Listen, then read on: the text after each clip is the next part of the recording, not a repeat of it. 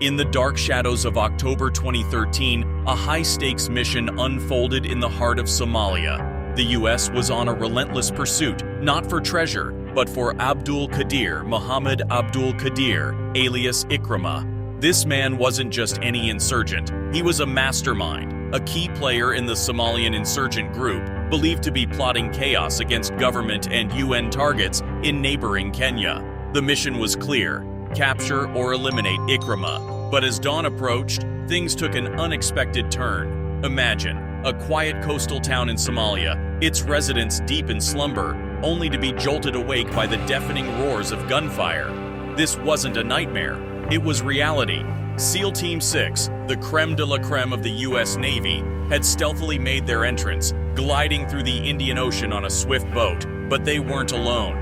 Flanking their main vessel were 3 additional boats, each loaded with elite SEALs ready to jump into action at a moment's notice. Their destination, a seemingly inconspicuous 2-story beachfront house, which intelligence suggested was Ikrima's lair. This house wasn't just any house, it was a sanctuary for insurgents from around the globe, all rallying under the banner of the group behind the horrifying Kenyan mall attack. With every step, the stakes grew higher and the air grew thicker with tension. The town, once a peaceful coastal haven, had transformed into a battleground, echoing with the sounds of warfare. The SEALs, trained for such high-intensity situations, moved with precision and coordination, their every move a testament to their rigorous training and unmatched discipline. As the SEALs approached the house, they were met with an unexpected sight. An insurgent, seemingly unaware of the elite forces surrounding him, stepped out for a casual smoke. For a moment, time seemed to stand still. The insurgent, lost in his thoughts, took a drag from his cigarette, oblivious to the imminent danger. But as fate would have it, he soon sensed the presence of the SEALs, and what followed was a rapid exchange of gunfire, shattering the eerie silence of the night. The element of surprise, a crucial advantage in such operations, was now lost. The SEALs, however, were not deterred. They pushed forward, using flashbang grenades to disorient the insurgents and gain an upper hand. Room by room, they cleared the house, engaging in intense close-quarters combat. The walls of the house bore witness to the fierce battle, with bullet holes and shrapnel marking their presence. In the midst of this chaos, several SEALs reported spotting Ikrima. He was elusive, darting between rooms, always just out of reach. The SEALs, determined to complete their mission, persisted in their pursuit, devising on-the-spot strategies to corner their target. But Ikrima was not alone. The house was filled with insurgents, each one ready to lay down their life for their cause. The SEALs, outnumbered but not outskilled, relied on their training and teamwork to navigate the treacherous situation. Every corner turned, every door breached brought new challenges, but the SEALs met them head-on, showcasing their unparalleled bravery and skill. As the battle raged on, the SEALs received intel about potential reinforcements for the insurgents. Time was running out. They had to make a decision, and they had to make it fast. The primary objective was to capture or eliminate Ikrima, but the safety of the team was paramount. The operation in Somalia was a stark reminder of the complexities and unpredictabilities of warfare. While the mission didn't go as planned, it highlighted the bravery, skill, and determination of SEAL Team 6. These elite warriors, time and again, put their lives on the line for the safety and security of others, showcasing the true spirit of valor. In the world of special operations, not every mission ends in victory, but every mission provides invaluable lessons. The raid in Somalia was no exception. It served as a testament to the challenges faced by our armed forces and the lengths they go to protect and serve. As the sun rose over the coastal town, the aftermath of the night's events became clear. The town, which had witnessed an intense battle just hours before, was now coming to terms with the realities of war. And while the mission's objective was not fully realized, the courage and resilience of SEAL Team 6 shone brightly, reminding us all of the sacrifices made by our brave men and women in uniform. As the SEALs pressed on, they were met with an unforeseen challenge.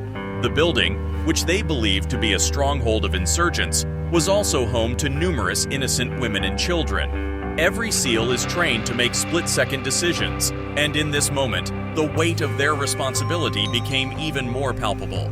The presence of civilians complicated the mission, and the fierce resistance from the insurgents made the capture of Ikrima seem increasingly unlikely.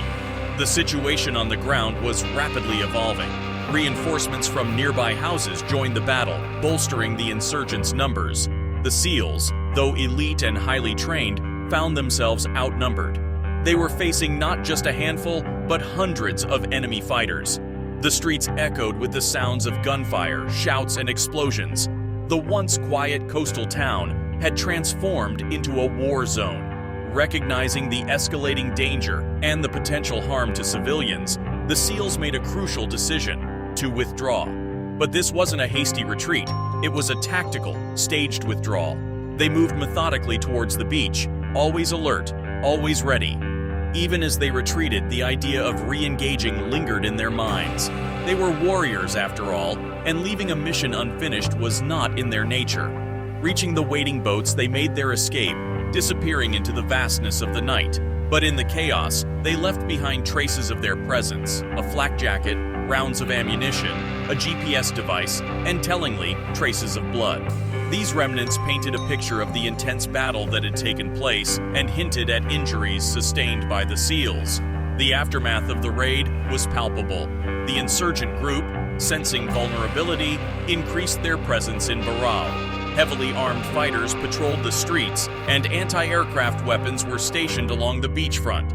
The town, which had been under insurgent control since 2008, became even more fortified. The hunt for informants, those suspected of aiding U.S. intelligence, intensified, leading to arrests and heightened tensions within the community. Barao's significance was not just strategic, it was symbolic. It had provided sanctuary to senior insurgent members, including Ahmed Godane, Africa's most wanted man after the Westgate Mall attacks in Kenya. The U.S. raid had disrupted the status quo, challenging the insurgents' stronghold. Senior military officials, reflecting on the operation, emphasized the complexities of such missions. Contrary to public perception, these operations were far from straightforward. The challenges in Somalia were distinct from those in Afghanistan or Iraq, lacking the same level of support network. Yet despite the challenges, the U.S. remained resolute.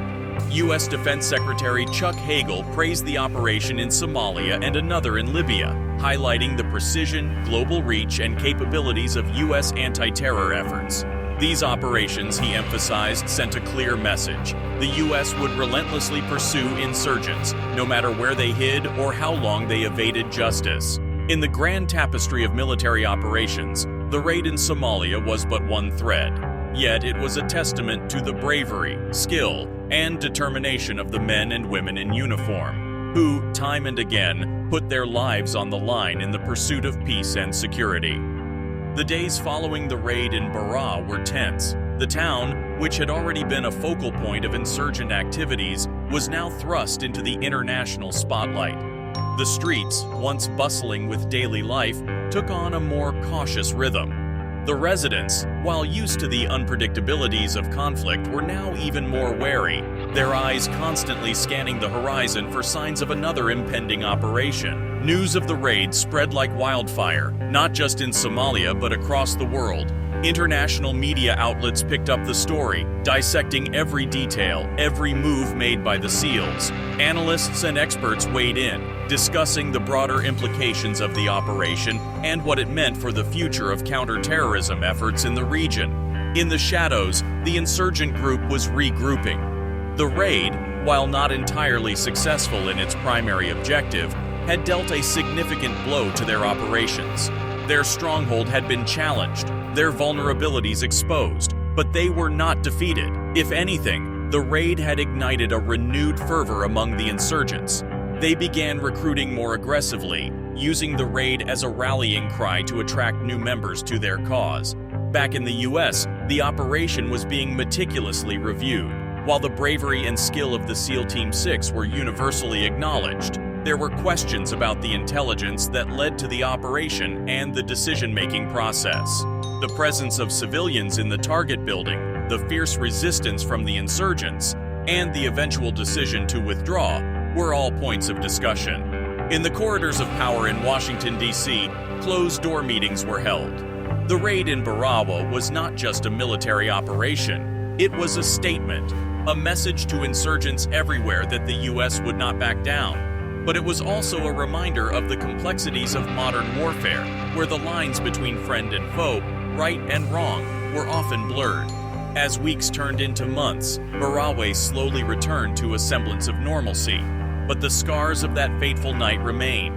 The bullet-riddled walls, the abandoned flak jacket on the beach, the stories whispered among the residents, all served as constant reminders of the night the world's most elite force came to their town. And while the primary objective of capturing Ikrima remained unfulfilled, the operation had broader implications. It disrupted the insurgent group's activities, forcing them to rethink their strategies. It also strengthened the resolve of international forces operating in the region, reminding them of the challenges they faced and the importance of their mission. In the grand scheme of things, the raid in Barawa was a single chapter in the ongoing saga of global counterterrorism efforts. But it was a chapter filled with lessons, with moments of bravery and sacrifice, with decisions that would be debated for years to come.